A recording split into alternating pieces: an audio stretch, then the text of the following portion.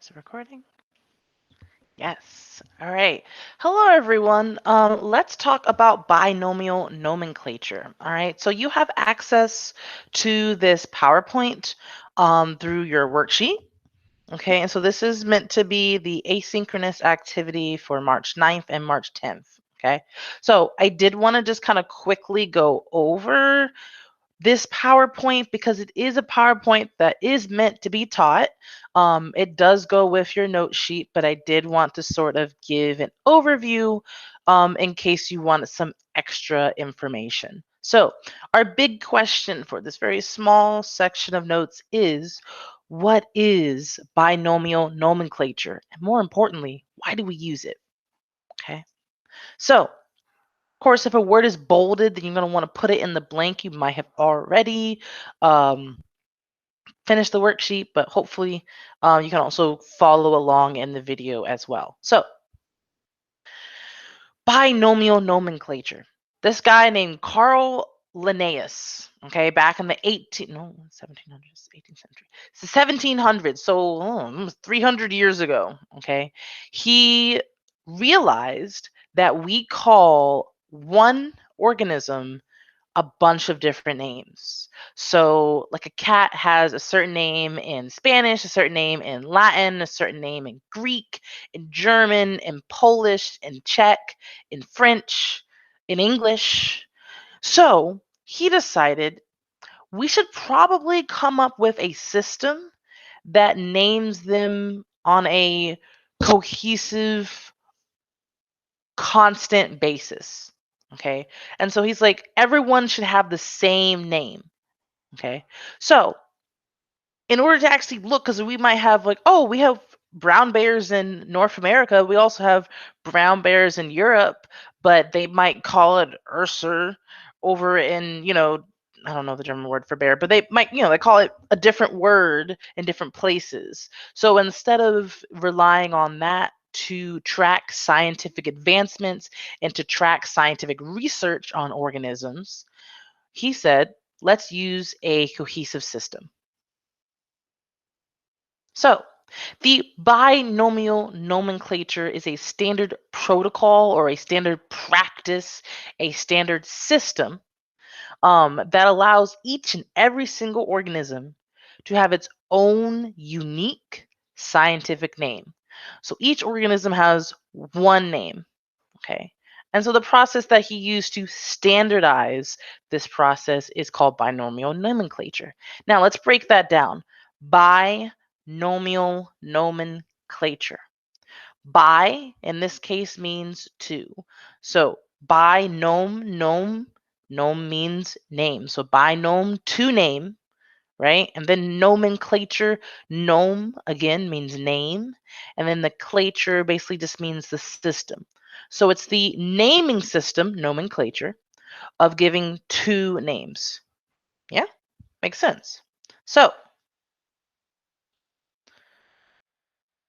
how many standard names does each organism have? This is an old joke because it was 2020 when I wrote this, but one, this is a joke from Sonic that you can watch later. But basically, yes, it does have one standard name. Each and every organism has its own name. Now, when I say each and every organism, what I really mean to say is each and every species. So, for example, you've seen this animal before, right? I don't know if I can click it and play the sound. Probably not. It won't let me click it. But what do you call this creature? Think about it for a second. Now, where I'm from, I would call this, actually, I don't know. I've been so many places, but I'd probably call it a mountain lion, or a panther, or a cougar, or a puma. Right? There are lots and lots and lots of different names for this animal, depending on just in the United States alone. Okay, because we didn't even get to Canada and we haven't gone down to Mexico, but just within the United States, there are so many different names for this creature. Now, I have puma, panther, cougar, I forgot mountain lion, but you might have an argument with someone on the East Coast about whether that's a puma or a panther, or someone on the West Coast about whether it's a mountain lion or a cougar. But if you say, is that, or I'm pointing to the screen, but is that Panthera concolor? And they'd be like, yes, it is. Because everyone, regardless of their dialect that they grew up speaking or the language that they're speaking in, knows that that scientific name for that organism is Panthera concolor. That is the name for that species. So everyone is able to use that, not just people in certain areas. Okay. So, for example, all right, I have to actually look at the worksheet. So we have a few examples here on your worksheet. So tigers, what is the species standard name for tigers? That would be Panthera tigris. Okay, kind of should sound, tigris sounds like tiger. Oh, what do you know? But that is the standard name for it, Panthera tigris. Pretty cool. All right, we got people, humans, modern humans. There's a lot of different types of humans. All right, but this specific human, like me and you and everyone else that we know, we are called Homo sapiens. Okay, Homo is the genus, sapien is the particular species. So the entire thing is Homo sapiens. And then we got a Indian bullfrog. That is the weirdest looking frog. Like he's just carrying like his air underneath his cheeks. But that is called Rana tigrina. All right, which in Latin, rana means frog. Also in Spanish, rana means frog. All right, so if you also speak Spanish, you already have a leg up because Spanish is a Romance language, and so it has a lot of root words or similarities with Latin. Okay. Why am I talking about Latin? Well, it's because that is the language in which these are written. So these are the 5 basic rules to remember about binomial nomenclature. Gotta slow down. Sorry, I was getting excited. So remember, each name has 2 parts. Remember, binomial, binome, to name. So first is the genus or the generic name. Okay. The second is the specific or the species epithet, which is just like its special name. All right, that's what's specific to that organism. Okay, so there's, for example, for the human genus Homo, there's Homo erectus, Homo neanderthalis. Sorry, I had to make sure I pronounced that right. There's Homo sapiens. They're all humans, but they're specific species of humans. Okay, they all have that same genus. Now, again, as I mentioned, these names are in Latin, usually. Sometimes there's a little bit of Greek in there, but they're intended to be in Latin. So if it's ever asked on a test, you say Latin and don't worry about it. Okay, so yes, they're usually in Latin. Scientific names are always italicized, right? Always. You'll notice in the worksheet, they're all italicized, got that slant to it. If you have to write them down by hand, right, you're going to underline them. Okay, underlining is the accepted replacement for italicizing when you're writing by hand. And one other key thing, the genus starts with a capital letter, but the species starts with a lowercase letter. I don't even have an explanation for that one, but that is what we call the convention. That's what they do. Okay? So, genus, species, those sound very specific, but those are not the only levels of classification within the taxonomic system that Linnaeus helped to create. So these are, and you're like, wow, okay, but this is how we organize life. So in the beginning of the year, we talked about what is life? How do we define life? How do we know that something is alive, right? Well, this little section is how do we define the things once we know they're alive? It's like, yes, I know that I'm alive because I show metabolic processes and I do homeostasis. My goodness, I'm forgetting all the different things. I can reproduce. I show hereditary influence from my parents. And the other, sorry, I can't go through all those right now, but I show all 8 characteristics of life. That's cool, but now what?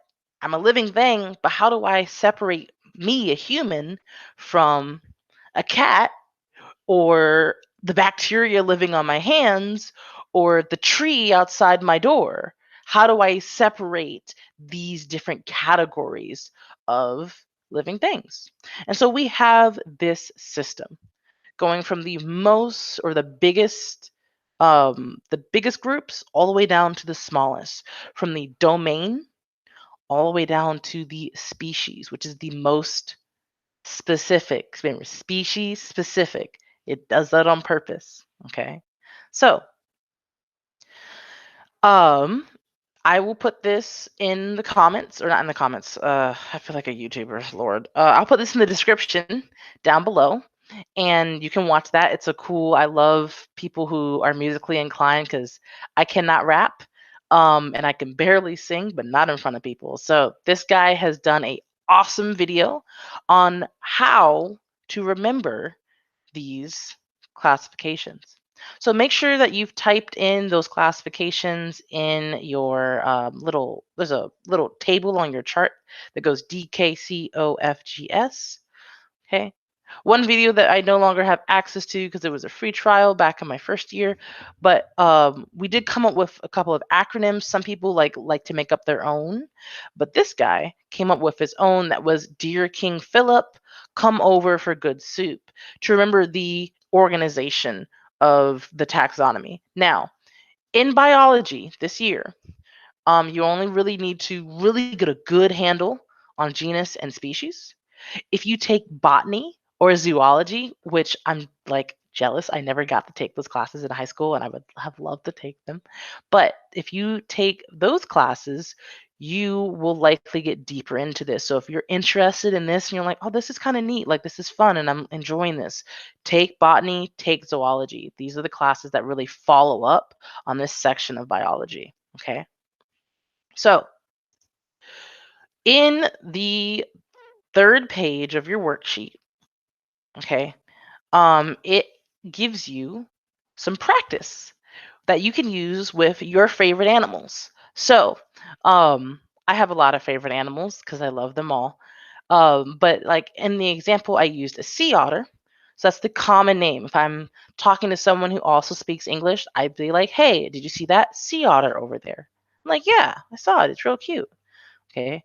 And then if I were speaking in Spanish, I would say, veo una nutria marina. I see a sea otter. But the common name for a sea otter in Spanish is una nutria marina. And the reason why I actually came up with this is because a nutria in English is a completely different animal from a nutria in Spanish. They're two different animals. A nutria in English is a swamp rat that is invasive to Florida, and a nutria in Spanish is an otter, which is very cute and adorable. And so we can have these similarities, but they're completely different, which is why we need the standard binomial name, because otherwise we can get confused about what we're talking about. Because I say nutria, and someone else is like, that's not a nutria, that's a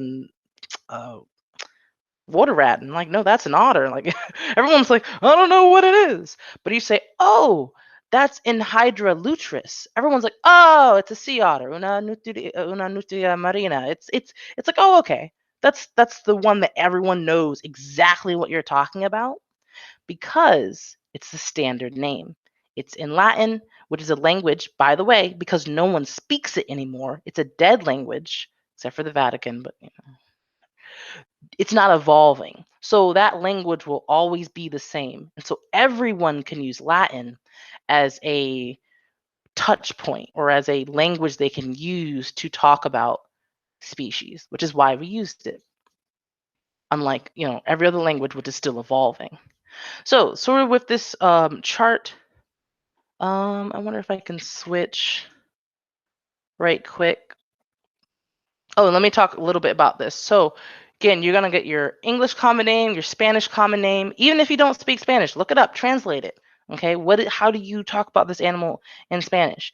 All right, and then your species name, meaning of the genus, and meaning of the species. So one of my favorite animals, I have a lot, is the spotted hyena. All right, and that is Crocodile. Crocodile is its species name.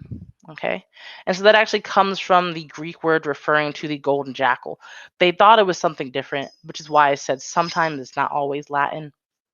But that is an example of like what it means. Now, and let me just, excuse me, stop presenting here and then present. I have so many windows open. There it is. All right, this screen, just so you can see kind of a close-up. Ooh, and I can't make any, I don't want to make any changes because this is the version that everyone makes a copy out of. So, but it does say, do use Wikipedia. I'm a big fan of Wikipedia. I'm not one of those teachers that says don't use it.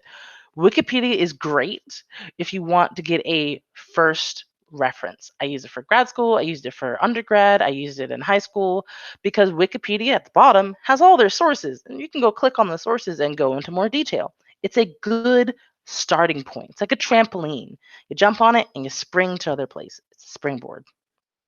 Anyways, but what I'm truly encouraging to do is don't type it into Google. Because I tried. I tried typing in Hydra meaning and I got stuff from like, Captain America. That's not what I'm looking for. So I looked at Wikipedia for the species name. So like I typed in sea otter into Wikipedia and it gave me, oh wait, why am I explaining this when I could show you? Duh. So I went to Wikipedia. All right. And of course, Wikipedia you do not have to use in English. You can use it in any other language you'd like. But I clicked on sea otter. Boom, sea otters. So cute. It's loading. My poor computer is running so much. So sea otters, adorable. Oh no, they're threatened. That's not good, right? Oh, look at this. See the scientific classification here? It shows you all the way from kingdom all the way down. We don't usually talk about domain because they're very broad and like most everything is in eukarya rather than archaea or the other one. There's only 3 domains. Again, don't worry about that until you get to botany or zoology. But point of the matter is they show you the scientific classification all the way down to species. Pretty cool. They give you the binomial name right there, right? Excellent. Okay, and then yeah, look at that. Linnaeus. He's the guy in 1758. This is his version or using his system. Okay, but while that is very useful, I want you to, and it's not always going to look like this, but it'll say something along the lines of evolution, taxonomy, or sometimes etymology. Okay, and then it'll tell you. So you just kind of read over this. You're like, okay, where's the name for it? Okay, and oh look, the generic name in Hydra derives from the ancient Greek. Again, sometimes it comes from Greek, meaning in is meaning in, and then hydra means water. So in hydra means in the water. And then the Latin word lutris means otter. But that's the meaning. So you would go back here and be like, okay, the little n means in, the hydra means water, and then you would write down the lutris means otter. And so I broke it up for you so you can just kind of break it down.